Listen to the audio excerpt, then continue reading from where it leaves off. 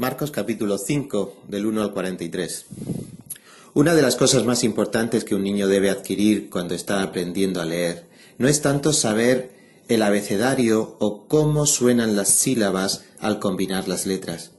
Esto es importante, pero es solo la base. Lo más importante es que sea capaz de entender el mensaje escrito, es decir, adquirir la habilidad de la comprensión lectora.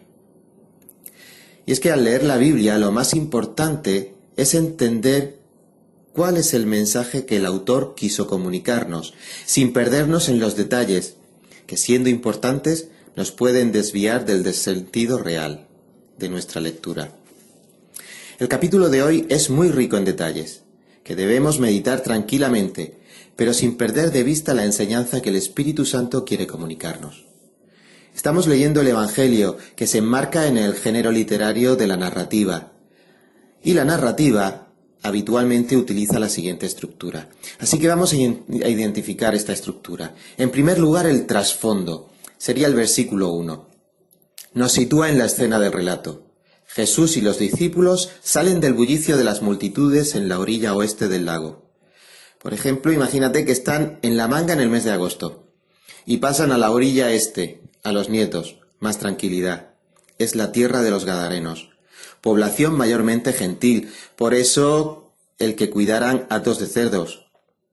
Esta zona es la que frecuentaba Jesús cuando buscaba lugares desiertos, es decir, con menos agricultura, cuando iba en busca de oración e intimidad con el Padre. En segundo lugar, es importante identificar el conflicto. El versículo 2 es el acontecimiento que desencadena la acción. En este caso, la irrupción del endemoniado que sale al encuentro de Jesús. Y el siguiente momento a identificar es la intensificación. Serían los versículos del 3 al 12. Es esa serie de detalles que van aumentando progresivamente la emoción del relato.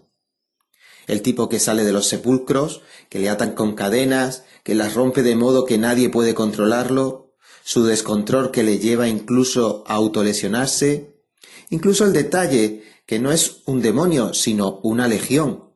Literalmente serían 6.000 demonios lo que este hombre llevaba en su interior.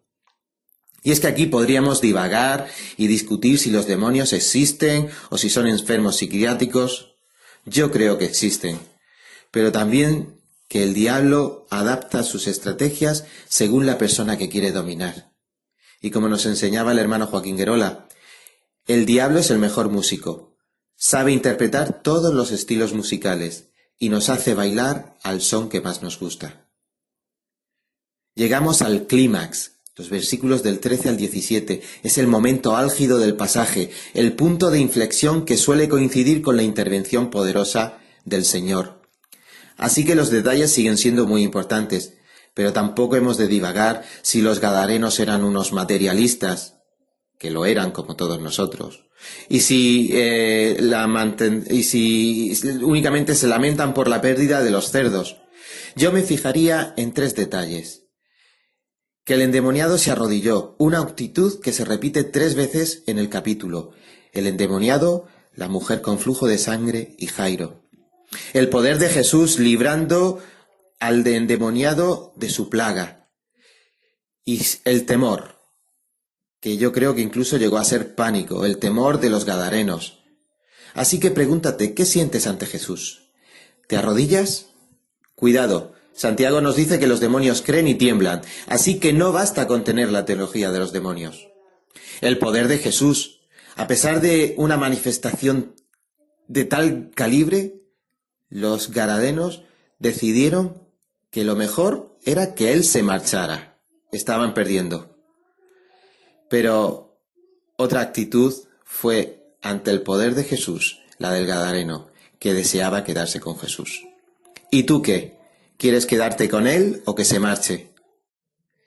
Pero queridos hermanos, todo esto siguen siendo detalles de unos eventos que nos llevan al mensaje último e importante de este pasaje. Es lo que se llama en narrativa la resolución.